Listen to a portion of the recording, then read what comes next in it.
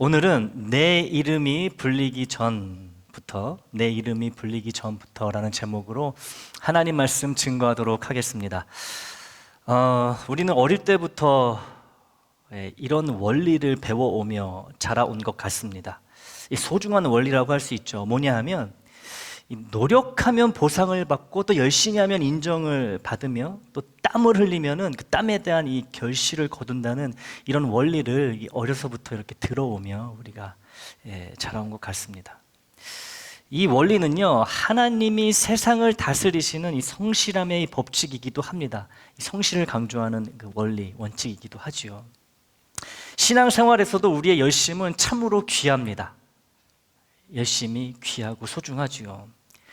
간절히 기도할 때 이 응답의 기쁨을 누리고 이 성경을 깊이 읽을 때 또 은혜의 단비를 맞고요.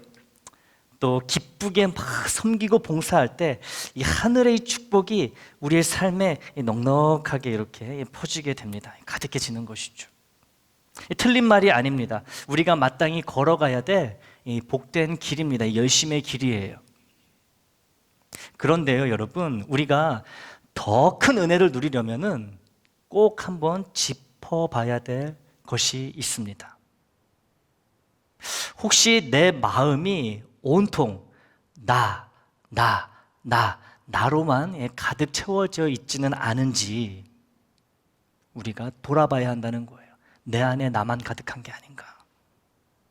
하나님이 좋아서가 아니라, 주님을 사랑해서가 아니라 내가 이거를 꼭 해야만 해라는 이 숙제와 같은 마음으로, 이 의무감으로 이 신앙생활을 해오진 않았는지, 그런 이유로 내가 열심을 내온 건 아닌지 우리가 살펴봐야 된다는 거예요.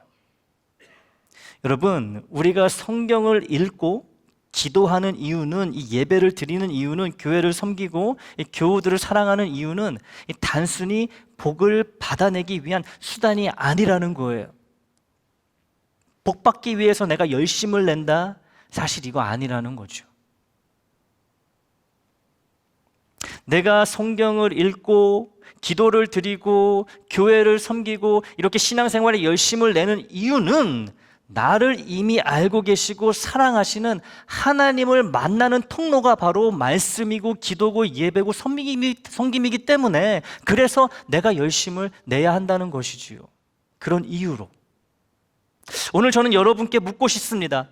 혹시 우리가 애초에 잘못된 질문을 던지고 있었던 건 아닐까? 잘못된 질문을 가지고 있었던 건 아닐까? 혹시 우리가 이 관계의 방향을 거꾸로 이해하고 있었던 건 아닐까? 여러분께 묻고 싶습니다. 지금부터 말씀을 통해 함께 발견하게 될 이 진실을 통해 하나님이 우리의 가슴을 뛰게 만드시기를 원합니다. 주님이 여러분의 어깨 위 무거운 짐을 다 내려놓게 하시기를 원합니다. 갈라디아서 4장 9절, 오늘 본문 말씀 중에 한 구절인데요, 제가 다시 한번 읽어보겠습니다. 이제는 너희가 하나님을 알 뿐 아니라 더욱이 하나님이 아신 바 되었거늘 어찌하여 다시 약하고 천박한 초등학문으로 돌아가서 다시 그들에게 종노릇하려 하느냐. 아멘. 바울이 본인이 세운 갈라디아 교회는 바울이 개척한 교회죠. 지금 그 교인들, 갈라디아 교회를 떠나서 다른 곳에서 지금 선교 활동을 하고 있습니다. 이제 갈라디아 교회가 문제가 많아가지고 지금 갈라디아 교인들에게 편지를 썼는데, 그게 갈라디아서고 그중 말씀 하나가 방금 읽은 4장 9절입니다. 좀 혼내는 말씀이에요, 바울이 갈라디아 교인들에게. 이 말씀을 보면요, 여러분, 바울의 마음이 느껴집니다. 처음에는 바울이 이렇게 말하죠. 이제는 너희가 하나님을 알 뿐 아니라 너희가 하나님을 안다라고 이야기를 해요. 여기까지는 우리가 이해하기에 어려움이 없습니다. 아주 자연스러운 그런 이야기예요. 너희가 하나님을 안다, 우리가 하나님을 안다, 내가 하나님을 안다. 그렇죠. 우리가 늘 생각하는 신앙의 모습입니다. 우리가 하나님을 알고 우리가 깨닫고 우리의 믿음이 자라는 것. 그런데 바울이요, 곧 이어서 이런 말을 덧붙입니다. 더욱이 하나님이 아신 바 되었거늘. 이 더욱이라는 말에 여러분 우리가 주목해야 됩니다. 이 더욱이라는 말은요, 이런 의미예요. 아니, 더 정확히 말하자면 이런 의미입니다. 이 더욱이라는 말이 이 헬라어 원어의 그 흐름에 맞춰 보면요, 더욱이 이 말이 아니야, 더 정확히 말하자면, 그러면서 이어지는 말씀이 이거죠. 너희가 하나님을 아는 것이 아니라 하나님이 너희를 아신 것이다, 이렇게 이야기하고 있어요. 그러니까 이 말씀이 어떻게 돼? 이제는 너희가 하나님을 알 뿐 아니라, 딱 쓰고 나니까 여러분 어떻게 돼요? 잘못 말한 거야. 정확한 말이 아니야. 아니야. 그게 아니고 너희가 하나님을 안 게 아니고 하나님이 너희를 먼저 아셨다라고 이야기하고 있습니다. 이 바울은 신앙의 중심을 바꾸고 있는 거예요. 신앙의 출발점을 바꾸고 있습니다. 내가 하나님을 아는 것이 중심이 아니라 하나님이 나를 먼저 알고 계신 것이 중심이고 출발점이라고 알려주고 있는 거예요. 그리고 이어서 묻습니다. 그런데 하나님이 너희를 먼저 아셨는데 왜 다시 약하고 천박한 초등학문, 즉 율법으로 돌아가려 하느냐, 이 이야기를 하고 있어요. 왜 다시 종로로 하려느냐? 이미 하나님의 아들이고 딸인데 왜 종처럼 살려고 하느냐? 무슨 말이에요? 신앙을 다시 공식으로 돌려놓지 말라는 것입니다. 율법이라는 공식에 맞추려 하지 말라는 거예요. 이 공식은 뭐예요? 내가 잘해야지, 내가 열심을 내야지 하나님이 받아주신다는 그 율법의 자리로 다시 돌아가지 말라는 것입니다. 그런 의미로 열심을 내지 말라는 거예요. 내가 뭔가를 더 해야, 더 지켜야, 더 채워야만 하나님으로부터 안전한 사랑과 은혜를 받는다는 그런 율법의 자리, 종의 자리로 왜 다시 억지로 내려가려고 하느냐? 예수가 이미 다 이것을 끊어놓았는데 왜 이런 일을 하느냐? 지금 책망하고 있는 것이죠. 이미 하나님이 너희를 먼저 아셨는데, 이미 하나님이 먼저 너희를 붙잡고 계시는데 왜 다시 스스로 종의 자리로 밀어넣느냐? 왜 그 은혜를 뿌리치고, 왜 잡혀있는 그 하나님의 손을 뿌리치고 왜 율법의 자리로 내려가서 종처럼 빌빌거리려고 하느냐? 답답하고 안타까워서 지금 하는 말이에요. 바울은 말합니다. 신앙은 내가 하나님을 붙잡고 있는 상태가 아니라 하나님이 나를 먼저 아시고 나를 먼저 붙들고 먼저 기억하고 계시는 상태가 신앙이라고 우리에게도 이야기하고 있는 거예요. 내가 뭔가를 하는 게 신앙생활이 아니고 이미 하나님이 나를 아시고 나를 붙들고 계시고 사랑하고 계시기 때문에 그 사랑에 감격해서 열심을 내는 게 신앙생활이라는 것이죠. 그러니 다시 두려움으로 돌아가지 말라고 합니다. 뭔가를 해야지 여러분 하나님으로부터 은혜를 받고 사랑을 받는다고 생각해 보세요. 저는 초조해서 불안해서 한시라도 살 수가 없을 것 같아요. 뭘 해야지만 하나님의 사랑을 받고, 뭘 해야지만 천국에 갈 수 있다는 보증을 받고, 여러분 이런 불안한 삶을 어떻게 사시겠습니까? 근데 지금 갈라디아 교인들이 지금 그러고 있어요.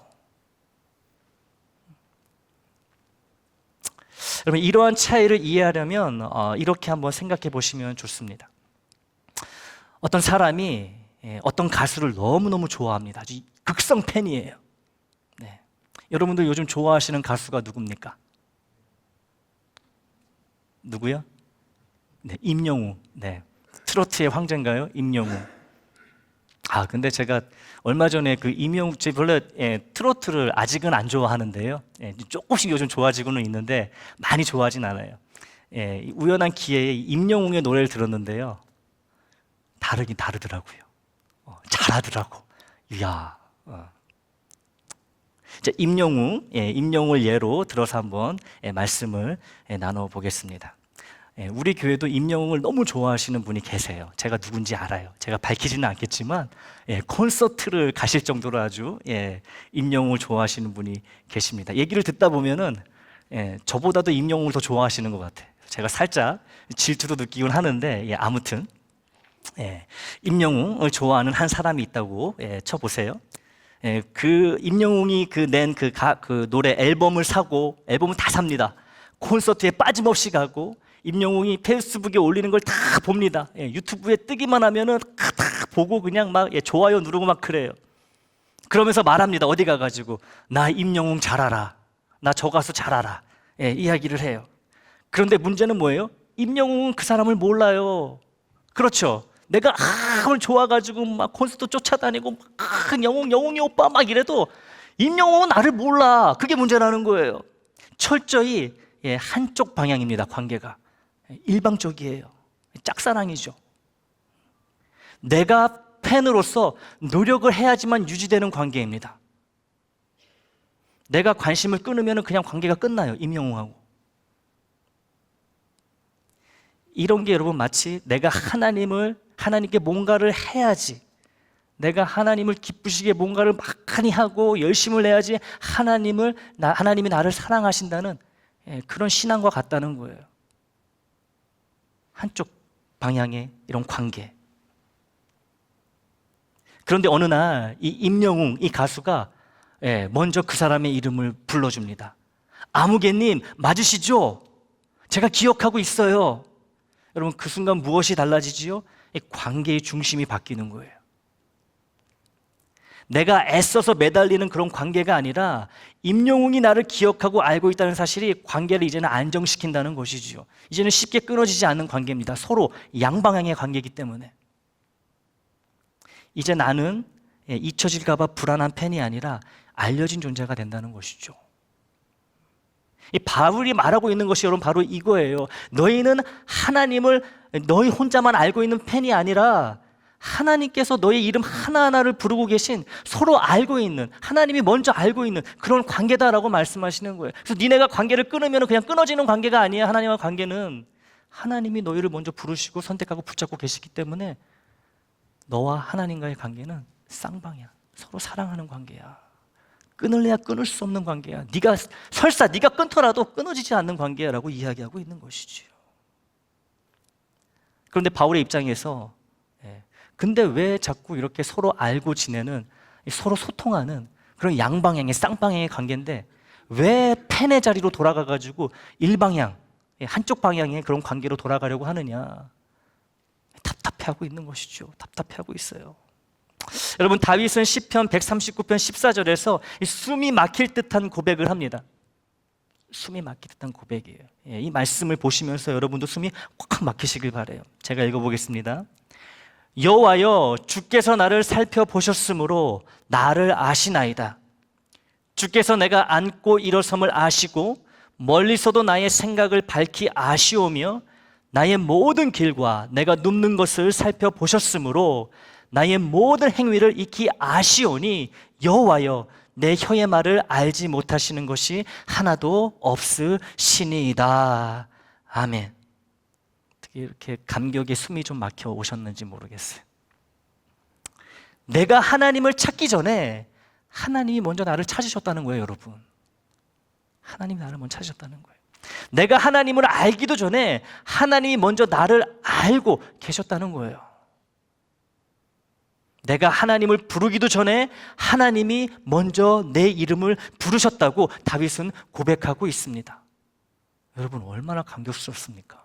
내가 하나님을 알지도 못하고 기억하지도 못하고 하는 그 순간에 하나님이 먼저 나를 알고 계셨대요. 나를 붙들고 계셨대요. 나를 사랑하고 계셨대요. 나는 하나님이 누군지도 모르는 상태였는데. 그래서 다윗은 이어지는 6절에서 이 놀라움과 경외심으로 이렇게 외칩니다. 이 지식이 내게 너무 기이하니 하나님이 나를 이토록 사랑하시고 먼저 아시고 나를 붙드시고 계속 은혜 가운데 거하게 하시는 이 지식이 너무 높아서 내가 능히 미치지 못하나니 내가 이해할 수 없다라는 이야기입니다. 내가 감히 상상할 수조차도 없다. 이 지식을, 하나님의 이 사랑을. 여러분 우리는 버려야 될 것이 있는데요, 착각을 버려야 됩니다. 착각. 내가 하나님을 붙잡아야지만 안전하다고 느끼는 거, 여러분 이게 착각이라는 거예요. 어떻게든 하나님 붙잡아야지, 내가 안전하다, 내가 평안하신다. 착각. 내가 기도를 해야지만 하나님이 나에게 관심을 보이신다라는 이런 착각. 내가 열심히 뭔가를 해야지 하나님이 나를 사랑하신다는 그런 착각을 버려야 한다는 거예요. 그거는 복음이 아닙니다. 그것은 여전히 종의 공식, 율법이라는 거예요. 아이가요, 엄마 치마폭을 꽉 쥐고 있어야 엄마가 떠나지 않는다고 믿는 것과 같다는 거예요. 내가 뭔가를 해야지만 하나님이 나를 사랑하신다는 이런 생각은.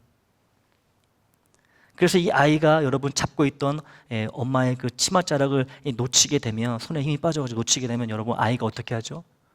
죽어라고 울지요. 불안하니까, 무서우니까. 여러분 기도가 잘 안 될 때가 있어요. 안 될 때가 있어요. 성경이 눈에 들어오지 않을 때도 있습니다. 예배가 지루하게 느껴질 때도 사실 있잖아요. 그렇죠? 있어요. 그럴 때 여러분 이런 생각을 굳이 하실 필요가 없습니다. 아, 내가 이렇게 기도가 안 되는데 내가 뭐 죄 지은 것이 있나? 내가 성경을 읽어도 이게 눈에 들어오지 않고 무슨 말인지 전혀 모르겠는데, 아, 하나님이 나에게서 멀어지신 건 아닐까? 이런 생각할 필요 사실 없다는 것이죠, 여러분. 기도가 잘 안 돼도 하나님은 여전히 나를 붙들고 계시다는 거예요. 예배가 지루해서 말씀이 은혜가 안 돼가지고 하품이 나와도 여러분 하나님은 여전히 나를 사랑하신다는 거예요. 그러니까 이런 것 때문에 여러분 죄책감 가질 필요가 없다는 거예요. 어떤 집사님이 어떤 목사님에게 이런 이야기를 했다고 합니다. 목사님, 저는요 새벽 기도를 못 나가면요 하루 종일 불안해가지고 살 수가 없어요. 하나님께 잊혀지는 것 같아가지고 너무너무 무섭습니다. 하나님의 레이더에서 제가 사라지는 것 같아요. 그래서 저는 새벽 기도를 빠질 수가 없어요. 이런 말을 했다고 해요. 이 집사님의 이 말 속에는 간절함이 있고요, 이 열심이 있습니다. 하지만 동시에 이 큰 오해도 들어있어요. 큰 오해. 하나님이 내가 기도해야만 나를 기억하시는 분이라는 그런 오해가 있다는 것이죠. 여러분, 우리가 기도 안 하고 말씀 안 보고 딴짓하고 그런다고 하나님이 우리를 잊어버리시겠습니까? 더 기억하세요. 더 기억해. 여러분, 아이가 잠들어 있다고 부모가 그 아이를 잊어버리고 지냅니까? 조용히 있다고? 아니잖아요. 아이는 엄마를 잘 몰라도, 아무것도 모르고 잠들어도 엄마는 아이를 계속 기억하고 있지 않습니까? 아이가, 이 어린아이가 이 엄마를 붙들고 있어서 이 관계가 유지되는 것이 아니라 엄마가 이 아이를 붙들고 있기 때문에 안전한 관계가 되는 거잖아요. 우리가 아이고 하나님이 우리의 부모님이라는 거예요. 바울이 말하는 게 바로 이거예요, 여러분. 너희가 하나님을 아는 것보다 더 중요한 것은 하나님이 너희를 먼저 알고 계신다는 사실이다 라고 이야기하고 있는 거예요. 착각하지 말라는 거예요. 니네가 하나님을 알아들여가지고 하나님이 너희를 기뻐하시고 사랑하시는 게 아니다. 니네가 어떤 모습이든 간에 하나님은 너희를 먼저 사랑하셨고, 그래서 예수를 보내주신 거고, 그 예수의 보혈로 너희를 구원하시고 너희를 하나님의 자녀로 삼아주신 거예요. 착각하지 마라고 이야기하거든요.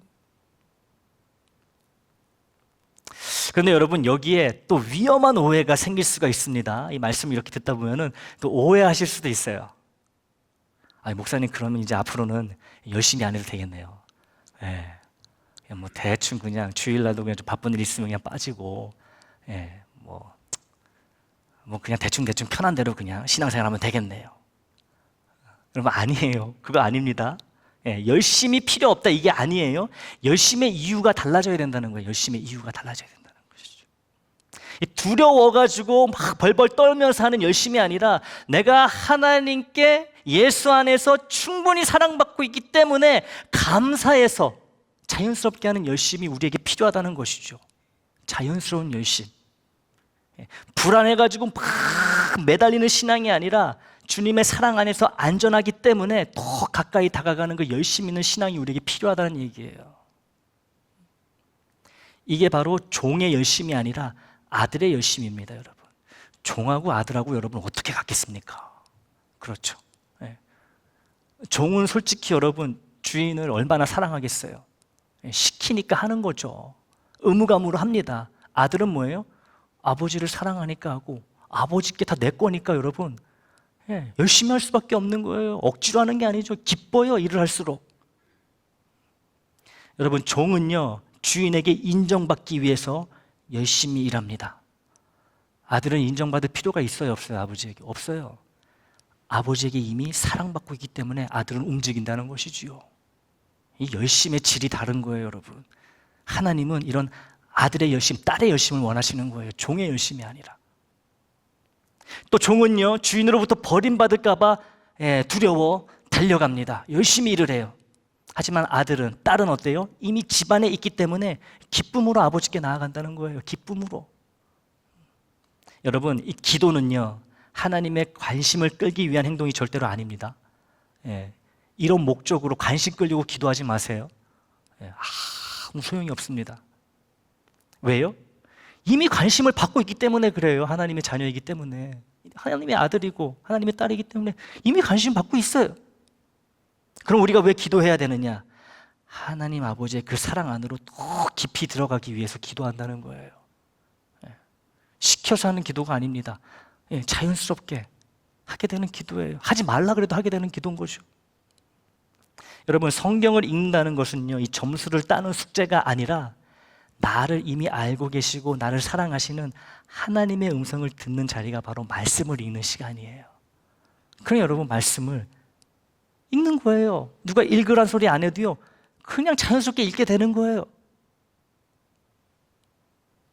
여러분, 이 예배는요, 할 일이 없어가지고 심심하거나 남들 눈치가 보여서 억지로 출석하는 이 의무의 자리가 아니라 이미 예수 안에서 하나님께 받아들여진 자가 하나님 아버지를 향해 걸어가는 발걸음이라고 보시면 됩니다. 그게 예배예요. 그러니까 사실 복 받으려고 교회 나오는 것, 예배 드리는 것, 틀린 말은 아니지만 여러분, 이미 우리는 복을 받았고 가장 큰 은혜를 받았잖아요. 그게 뭐예요? 예수 그리스도. 그거 하나만으로도 우리는 기쁨으로 하나님 아버지께 나와야 된다는 것이지요. 그게 예배의 자리라는 거예요. 이런 예배는 여러분 지루할 수가 없습니다. 이런 예배에는 늘 은혜가 넘치게 되어 있어요. 여러분, 다시 말씀드립니다. 바울이 지금 이야기하는 것은 신앙생활의 열심을 버리라는 것이 절대로 아니에요. 열심의 이유를 바꾸라는 것입니다.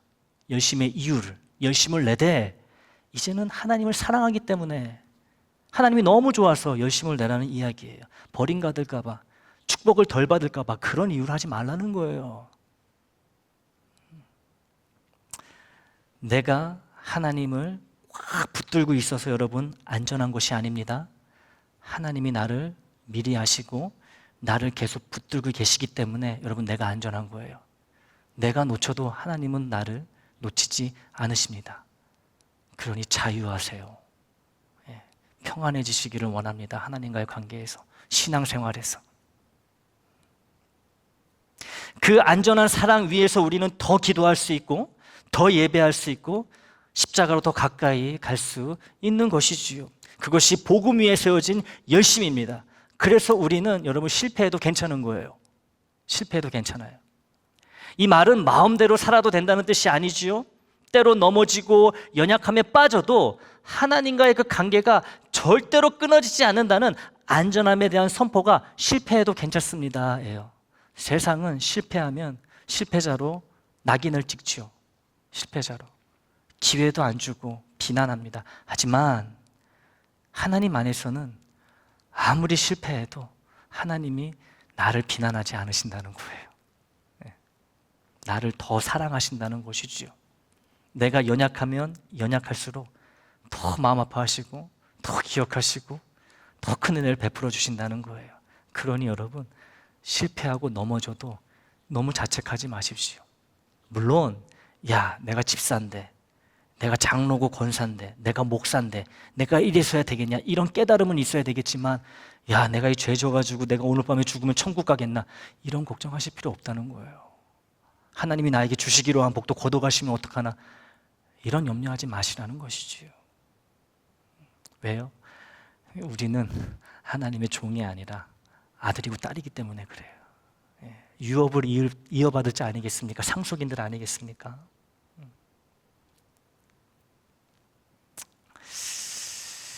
기도가 나오지 않을 때가 있습니다.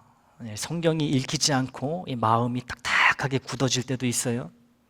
뜨거웠던 신앙이 아주 차갑게 식어버려가지고 막 자책감이 밀려올 때도 있습니다. 하지만 그때도 괜찮아요, 여러분. 왜냐하면 내가 하나님을 붙잡는 그 힘은, 하나님 붙잡고 있는 그 손의 힘은 약해질 수 있어도, 설사 내가 놓칠 수 있어도 하나님께 알려진 바 된 우리의 신분은 결코 변하지 않기 때문에 그래요. 이거는 절대 변하지 않습니다.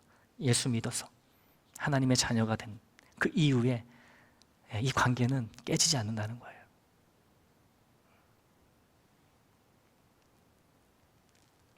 우리의 상태가, 나의 상태가 하나님과의 관계를 결정하는 것이 아닙니다. 이 하나님의 신실하심이 우리와의 관계를 붙들고 있다는 이 사실을 꼭 기억하시기를 바랍니다.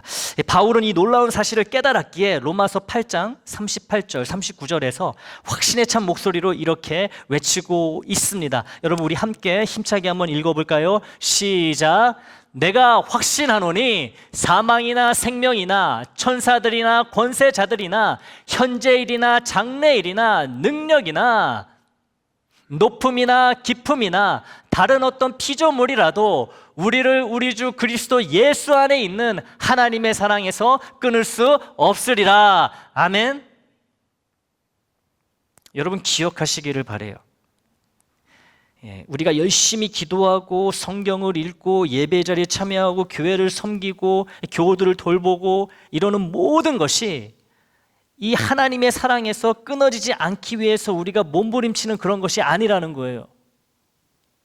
오히려 그 어떤 것도 이 사랑에서 우리를 끊을 수 없다는 사실이 너무 확실하기 때문에 우리는 이 말씀에 의지해서 넘어져도 언제나 다시 일어설 수 있는 것입니다. 실패한 자리에서 다시 기도의 자리로, 낙심한 자리에서 다시 말씀의 자리로 돌아올 수 있는 이유는 하나님이 여전히 나를 알고 계시고 여전히 나를 붙들고 계시기 때문에 그래요. 그 끊을 수 없는 사랑이 오늘 우리를 다시 살게 하는 능력이 되고 있습니다. 우리는 오랫동안 이런 질문을 던지며 살아왔어요. 하나님, 도대체 어디 계십니까? 어디에 계신 거예요? 나 이렇게 힘든데 나 내버려 두고 뭐 하십니까? 왜 저를 모르는 사람처럼 대하십니까?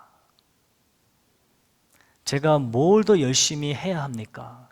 그래야 나에게 평안을 주시렵니까? 복을 주시렵니까?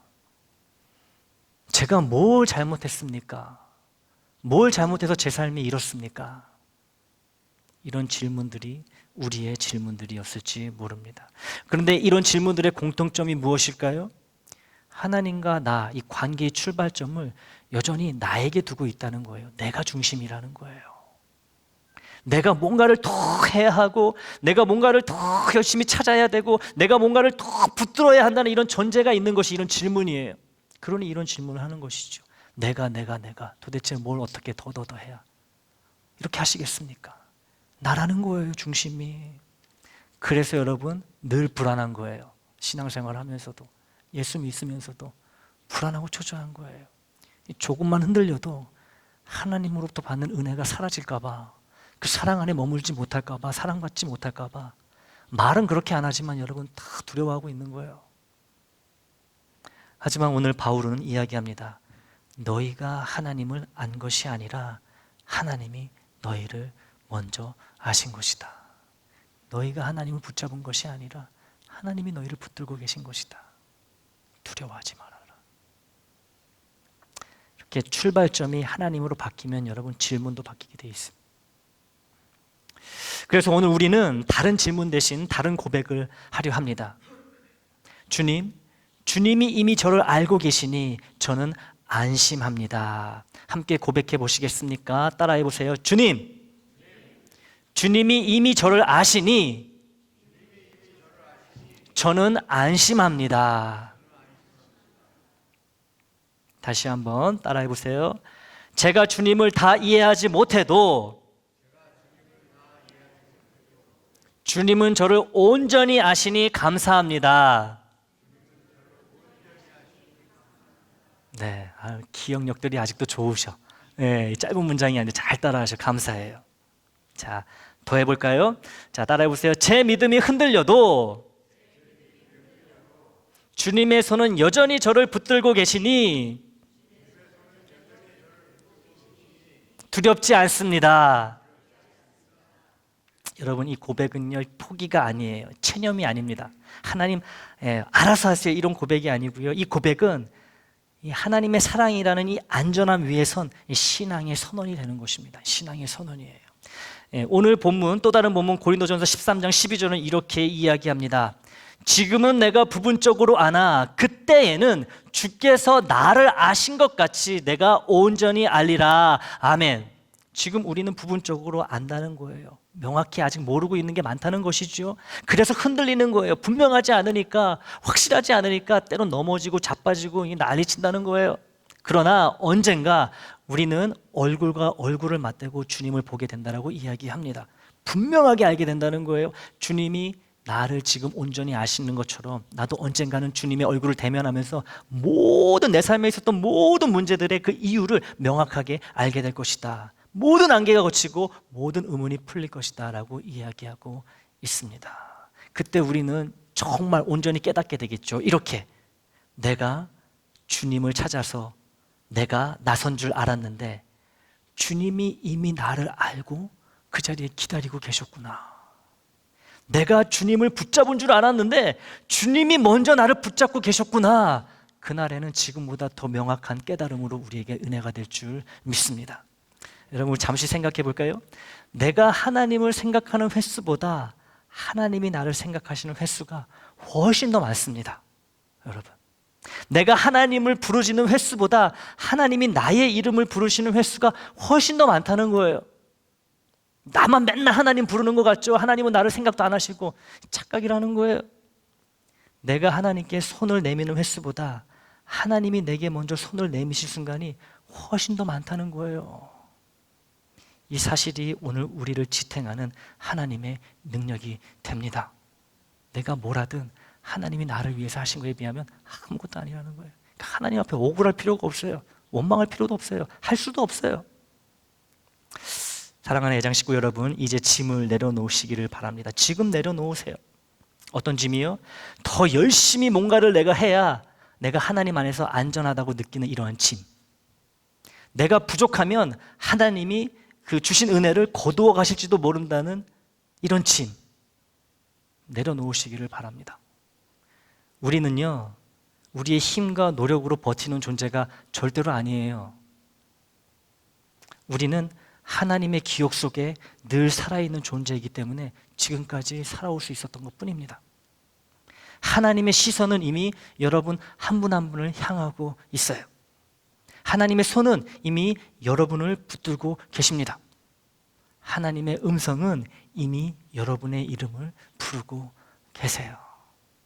오늘 꼭 기억해야 할 세 가지를 말씀드립니다. 첫째, 나의 가치는 무엇을 했느냐가 아니라 하나님이 나를 알고 계신다는 사실에 있다는 것.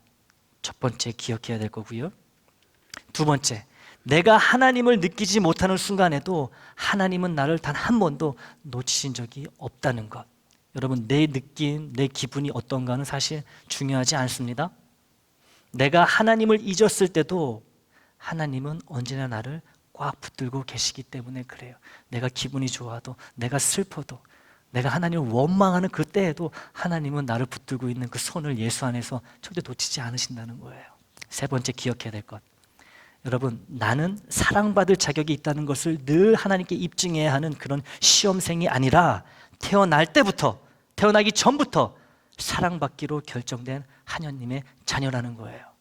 여러분 한 분 한 분은 다 사랑받기에 합당하고 충분하신 분들입니다. 하나님이 그렇게 사랑하고 계시기 때문에 그래요. 사랑받기 위해, 하나님께 사랑받기 위해 여러분 애쓰지 마십시오.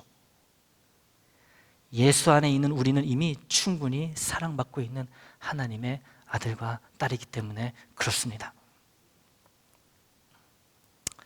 오늘 이 말씀이 여러분의 가슴을 조금이라도 가볍게 했다면 이 시간 조용히 마음으로 고백해 보시기를 바랍니다. 이렇게 마음으로 한번 고백해 보세요. 주님, 제가 주님을 찾기 전에 주님이 먼저 저를 아셨음을 믿습니다.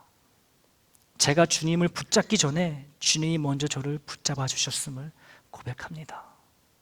제 이름이 불리기 전부터 주님은 제 이름을 알고 계셨음을 제가 믿음으로 받아들입니다. 마음으로 고백해 보시기를 바라요. 사랑하는 애장 식구 여러분, 그 고백이면 하나님께 충분합니다. 충분합니다. 이제는 내가 하나님을 붙잡아야지만 산다는 그 두려움에서 벗어나시기를 바랍니다. 하나님이 나를 먼저 알고 계시고 나를 붙들고 계신다는 이 든든하고 안전한 진리 위에서 다시 기도의 자리로, 예배의 자리로, 다시 섬김의 자리로 나아가시기를 바랍니다. 불안에 떨며 안절부절하는 신앙이 아니라 이미 하나님께 알려진 자라는 그 기쁨과 확신 속에서 날마다 승리하시는 여러분이 되시기를 주님의 이름으로 축원합니다.